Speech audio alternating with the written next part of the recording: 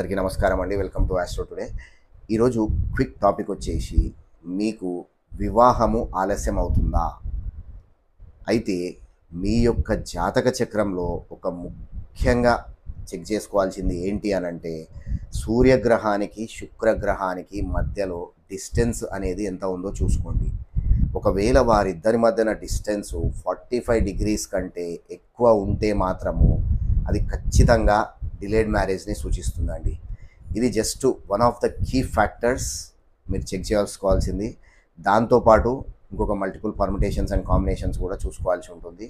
ఒకవేళ మీ యొక్క జాతక చక్రంలో సూర్యగ్రహం శుక్రగ్రహానికి మధ్యన డిస్టెన్స్ 45 డిగ్రీస్ కన్నా పైన ఉంది, మీకు వివాహం ఆలస్యం అవుతుంది అనుకుంటే మాత్రం మాకు కమెంట్ చేయండి. మేము దాని యొక్క రెమెడీస్ అనేది ఇవ్వడం జరుగుతుంది. అదేవిధంగా మీ కంప్లీట్ హారోస్కోపు, మీ డిలేడ్ మ్యారేజ్ గురించి ఇంకా ఫర్దర్గా తెలుసుకోవాలనుకుంటే పైన ఇచ్చినటువంటి మా యొక్క వాట్సాప్ నెంబర్కి మీ బర్త్ డీటెయిల్స్ పంపండి.